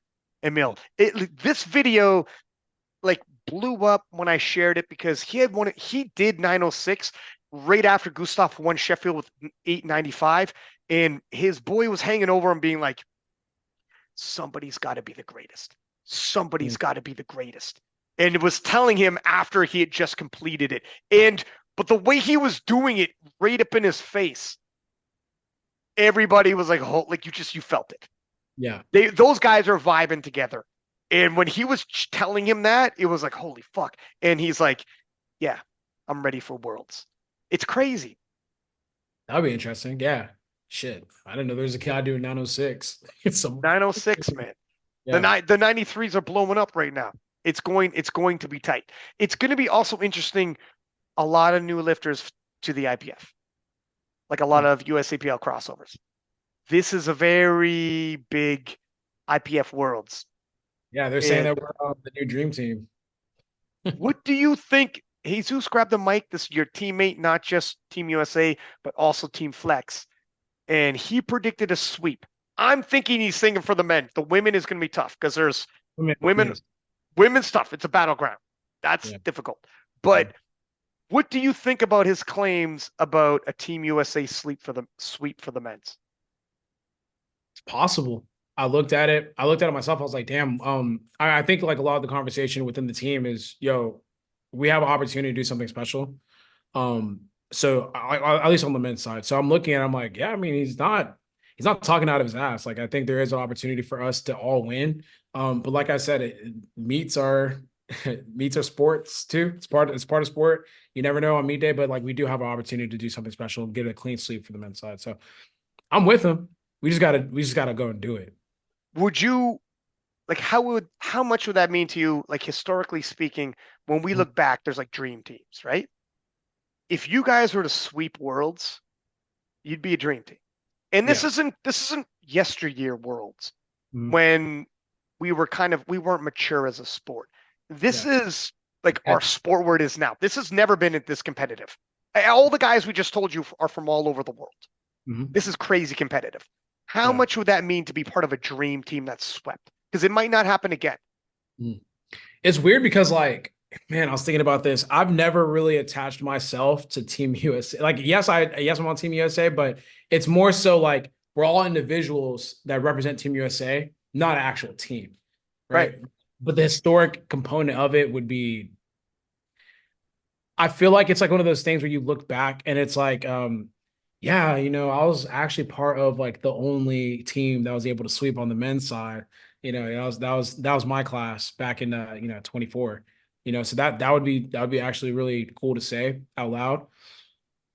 So yeah, I think I would have to put something up in this room that shows that. Maybe like a picture of, I don't know, maybe not a picture of everyone because like, there's like Well, there's listen, weird things. Yeah. here's the thing. Here's the thing.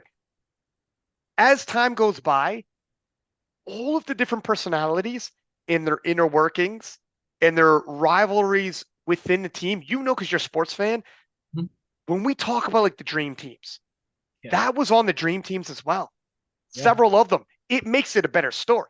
Like when Mhm. they do a documentary, when they look back and they're like, this American men's powerlifting team swept worlds, and this was the worlds that was on Eurosport, CBS, and was on those, and they swept, and we haven't swept since. And when they go back and look, it's better that it's like this guy was actually a rival of that guy because their weight classes were close. This guy had called out that guy, and there was like, but that team was so talented. That team was so talented that they swept. And at a time when the Gustav is winning Sheffield and Gustav's here, you have to beat Gustav. You have to be Mhm. like, I'm Team USA has their work cut out for them. All right. Yeah. Like Panagiotis is waiting for Jonathan Garcia. You know what I'm saying? Like these aren't Yeah, chumps man, yeah, waiting for this you. is These aren't yeah, chumps waiting for you, man. They're yeah, dudes waiting for you. It's like, come, let yeah. me, There's a lot of in yeah. Anatoly is waiting for Ashton, and God knows who's waiting for Bob. So Mhm. yeah, man, it'll No, be it is, something. yeah. When you break it down like that, shit, it is a crazy storyline because it's like I just came back to the IPF after like a year off or whatever, or a couple of years off. You have like a couple lifters that are new to the IPF stage, but they're very talented and they're very capable.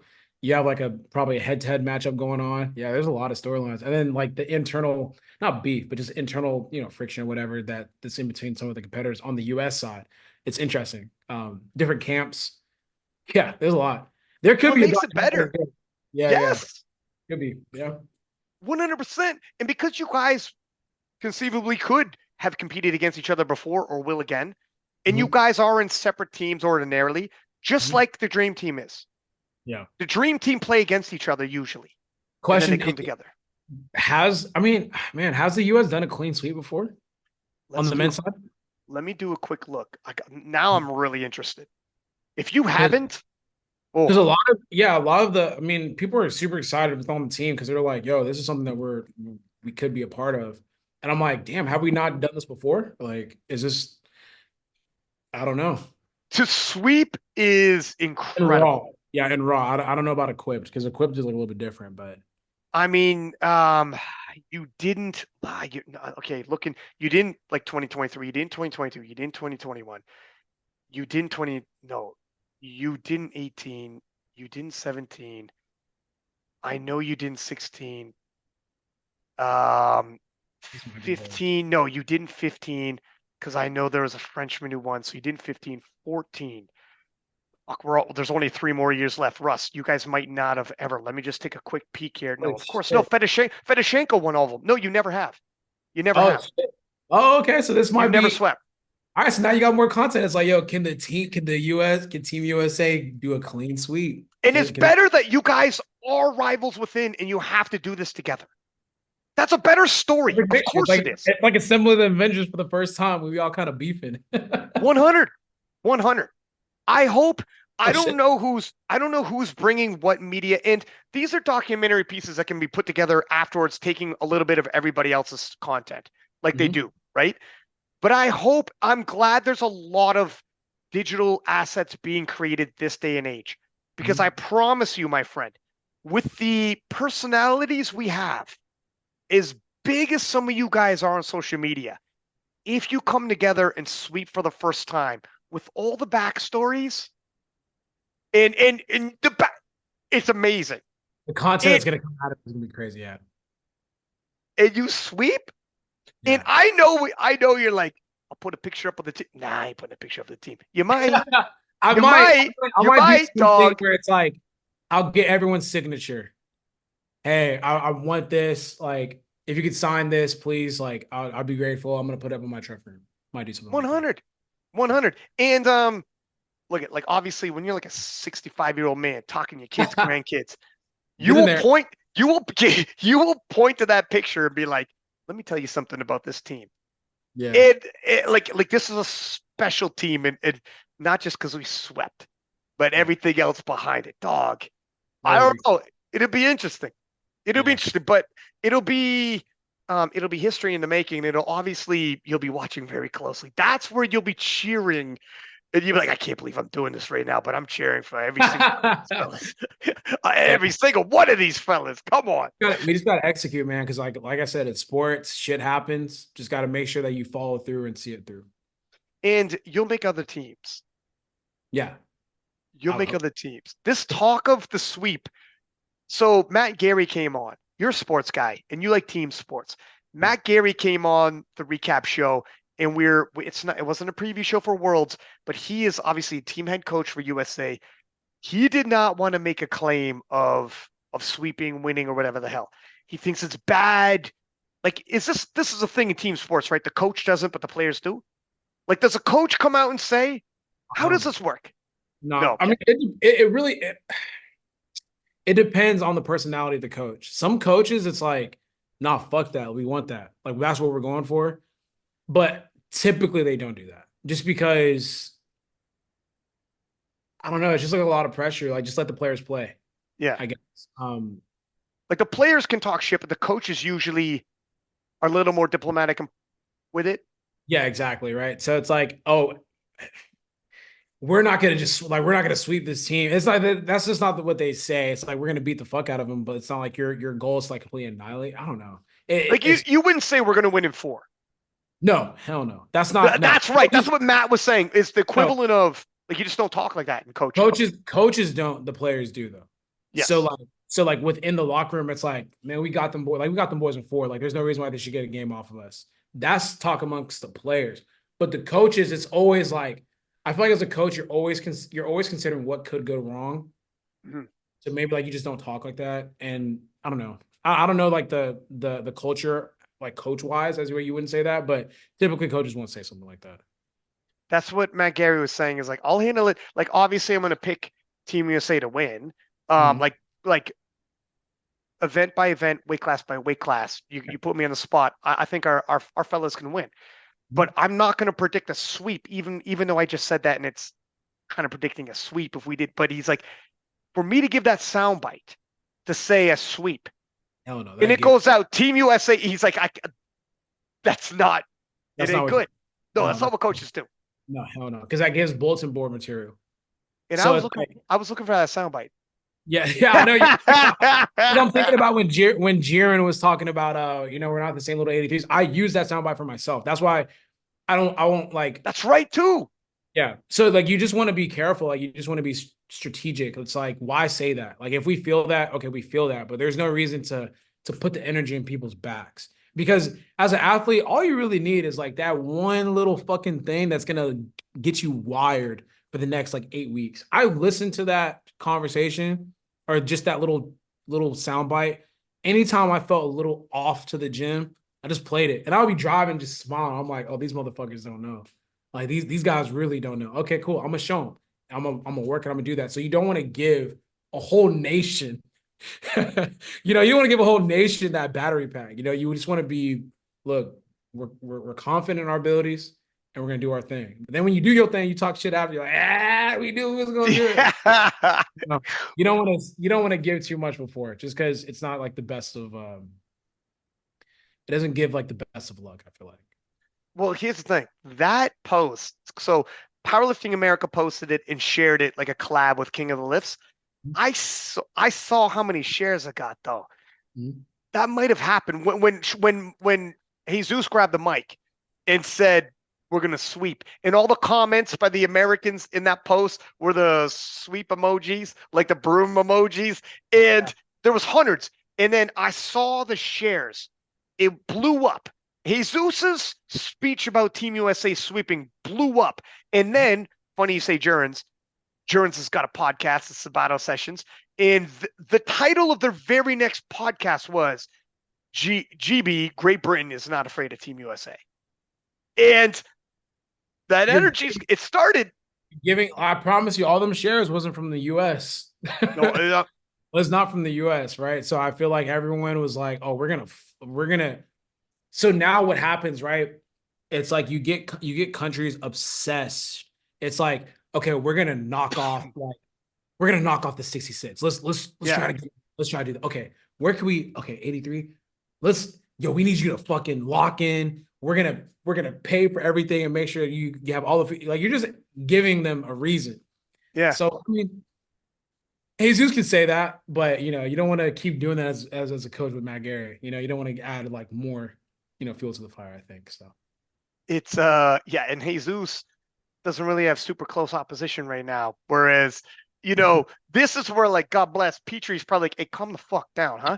I got I got it's like, I got a yeah, lot it's of like, guys coming bro, at me. it's like, bro, Yeah, you can say that because you ain't got no one yeah, showing up to your front door. But me, it's like, yo, chill yeah. out. You're giving Gustavo over there like Yeah, I got energy. Gustav Mill. I got like the Sheffield champ coming at me. Relax, Playboy.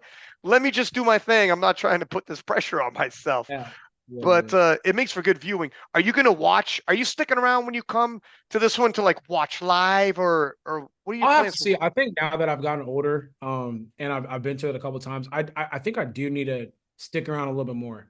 Because usually what happens, I compete and I fly out the next day. I don't really stay too long. So I think I do want to be out there longer just to support, maybe do some sightseeing, move around a little bit, see like actual international lifters, like competitors, go Dog. to their training, train with them, like great Yes. content. I'm happy you brought that up because I think I'm gonna make it a point of emphasis to actually stay a little bit longer. And maybe actually go to the fucking. I've never been to a banquet, powerlifting banquet in my life, never. My man. So first off, um, for sure, if by the time I know beforehand you got to handle your business, so you're sleeping, catching up on time zones, the whole nine, and it works for you. So like obviously don't disrupt any of that. And by the time you compete, see where Team USA is at. If you haven't lost yet and you keep it pushing, now you really got to watch. Now Yeah, you're like, let's see how this story ends. We're yeah, over halfway. By the time you're done, you're over halfway. Yeah. So I then think, you it'll know what? Yeah, thank you for bringing that up because I think I will, like, when I do make my travel accommodations, I think I will make sure that, like, okay, after I compete, which I think is on a Wednesday or a Tuesday, I'll stay all the way up until maybe like a Saturday or Sunday, where like I do see it all the way through, and then I'm like in the hotel because like whenever I do go to IPF Worlds, I'm in my hotel the whole time. I don't really come down for much, just because I'm off my feet and all that kind of stuff. But like I want to feel like I want the other competitors to see me. I want the other spectators to see me because how many times am I going to be overseas? Like I'm always in America, so it's and like I they want. want to take you in. Yeah, they bro, the love overseas is insane. Like what? It's fucking insane. So I want to feel that. I want to feel that. I want to be out there. I want them to see my face. Because like them, like the same way too. It's like when is the next time they're going to be able to see me? And I think about it the same way. And if you so the last day is Sunday and Jesus. It's Jesus. They're gonna finish with like your guy on like not just Team USA, Team Flex, whatever. And I'm sure Joey would love you being around as well, actually, now that I think about it. But also the banquet, man, like dog, it is the wildest. World's banquet, it's super fun. Yeah, and in terms of like if you get some workout in, first off, Team France is gonna love you. I All of love them will though. All of them are gonna love you, but like the amount of people that you've only seen on social media that would love to like you hang out. We did a little bit at PA, but when we go out for dinners afterwards, and like you don't got to make weight no more, so you could Yeah. relax. Relax, all that kind of stuff. Like, like, ask them questions. Yo, what happened when this happened, or like your training method? Like, I see you always grinding. Like, how do you, how does that work? I just want to be able to do that. Versus like, I don't really get to do that being over here in America. So like, I'm probably gonna make the most out of my European trip for sure. And there you exchange war stories as well. Exactly. Like I Yeah. can't believe when you won. Oh my god! And you're going back and forth with it. Yeah. That'd be dope. I thought that'd be dope. And you, yeah, man, this is all fleeting. You've been around for 5 years at the top, but like 5 more years was a decade. That's incredible. But 5 years like that, dog. Dana White just did a podcast, and they were asking him. I forget about what. I forget podcast was he on. Either way, and he said, he's like, look, I'm 55, whatever he was, and he goes, believe me, it's like this. It's Mhm. over so quick. I blinked and I'm 55. It's almost over. Yeah. And same with like an athletic run. 5 years is incredible. Another five would be amazing. 10 years, Russ. 10 years at the top, amazing. But that means you're halfway through in 5 years like that, my friend. Yep. Like that. Stay, Yeah. relax, take Right. pics, Yeah. do your Live. damn thing. Let's live, man. We'll hang But out. I'm gonna come through. I'm gonna stay longer now that I haven't booked flights or hotels yet. So I'm definitely gonna stay longer. I'm not gonna just dip on out. And um for is it Krenin or Cranen? Training. Okay, damn it. Because I gave her the nickname Krenin the Cannon, and it doesn't fucking work now. You can say it. She's just like, by the way, it's Cranin. But I'm like, everyone says Cranin. No one says Cranin. Like no one. But it's like Kaiko and Keiko. It's Kaiko. But Jonathan is such a nice guy. He doesn't even correct Joey. And Joey says Keiko. And I it's correct Kaiko. myself. Yeah, because I'm like, it's Kaiko. I always He's say, too nice. He's the nicest guy in the world. He yeah. literally doesn't correct anybody. Just you can keep it. I mean, maybe ask her about it, but I feel like you can keep it. Cranin the Cannon. That's Dog, fine. it's dope. Yeah, that's Because hard. she's fired Cranin, just. I'll keep it. Fuck. But with like people like her too, how much would it help? Because she was talking about at PA Nash, she was like a little nervous, like holy shit, because her rise to the top was, I mean, top within America was Mhm. really quick. Like the amount of competition she's had, she only had like a few of them, and already the pressure is like, Cranen, if you win this, you're going to Worlds. You go to Worlds and podium, you go to World Games. You go to, and everyone's throwing this at her, and she's like obviously like very big social media wise.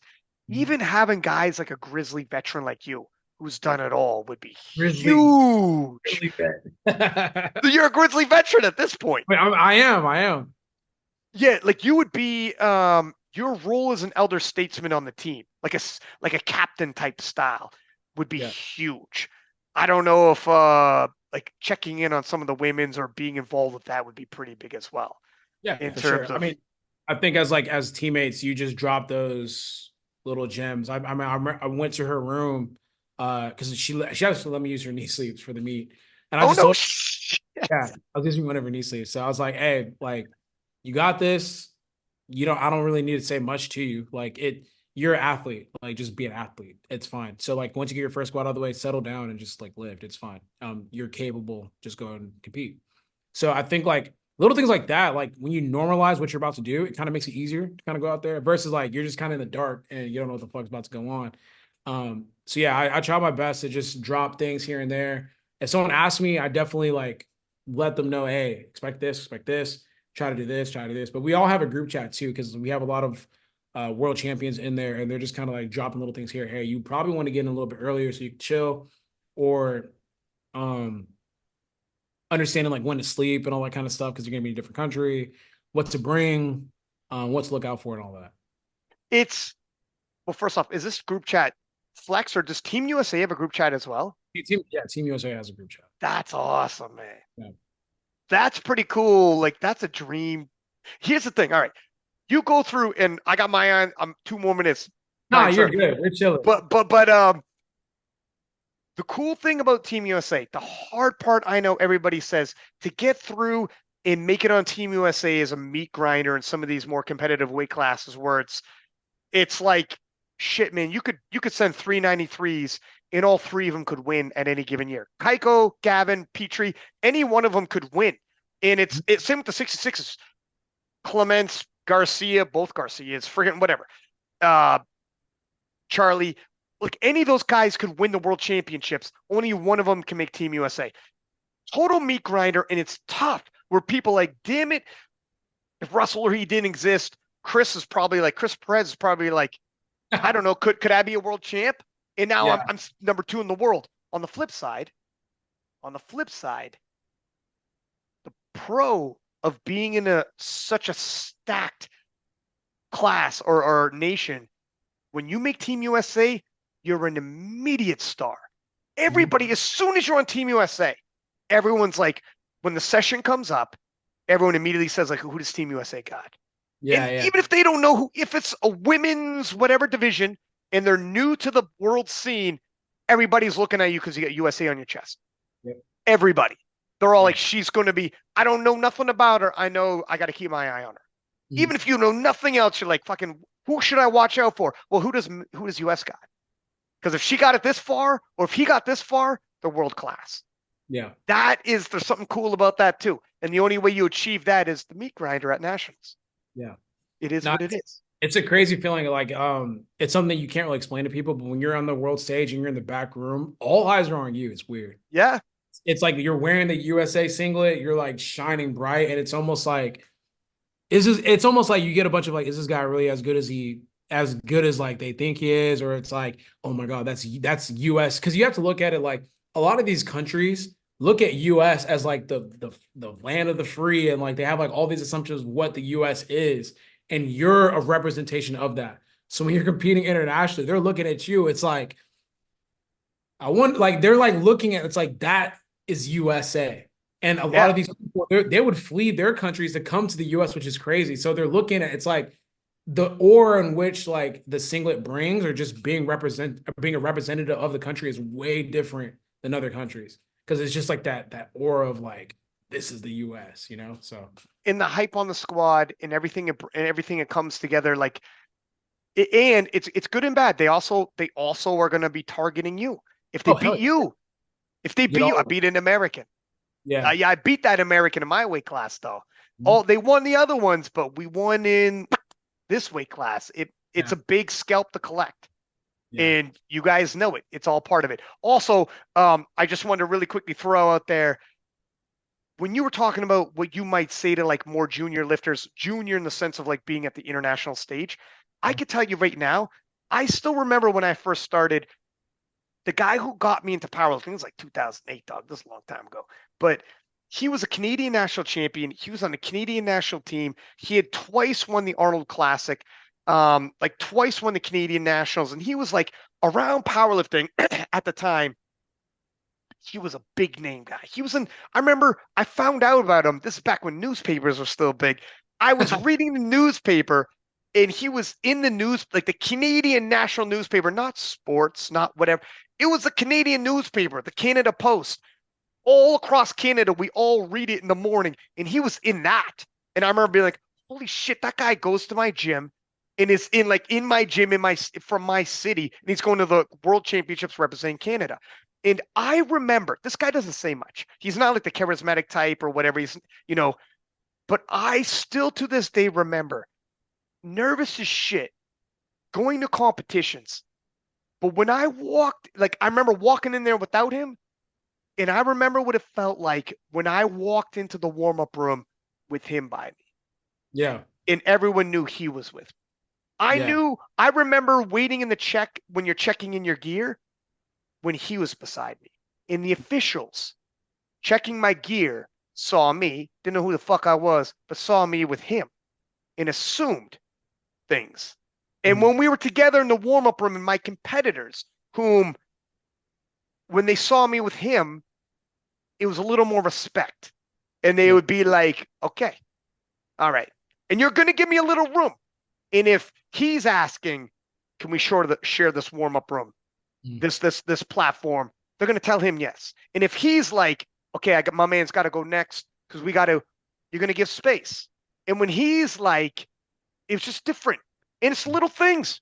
He doesn't need to pump me up. He wasn't that guy. I had other people in my life who would, but I'm just articulating to you that your presence, you being Russ, several time world champion, everything you do, if you were to show up for someone, even if if you know they're nervous, you don't got to say much, you don't got to do much, but sometimes walking into that room with them makes them walk a little bit taller, their chest is out, and gives them a little something. When they walk off the platform a little shaky, and you're waiting back there, and you're like, you greet them on the side with the Yeah. coaches, it's it, man. You don't overthink it, don't whatever.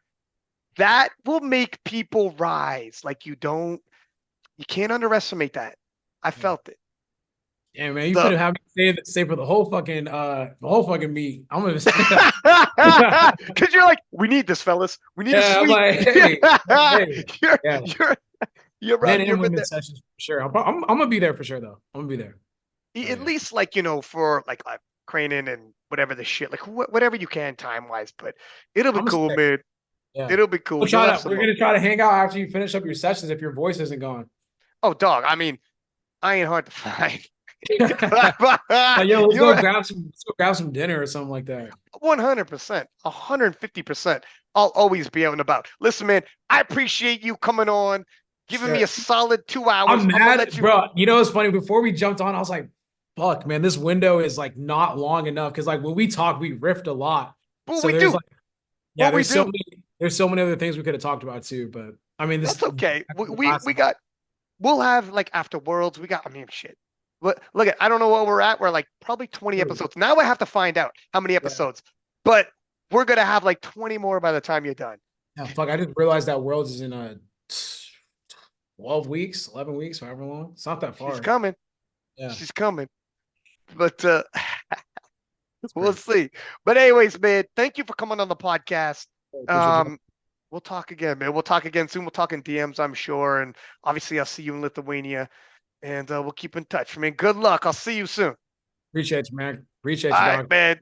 And for everybody listening, please do subscribe as per usual. Give us high ratings. Until next time, six pack Lapadat. Six up. Yeah.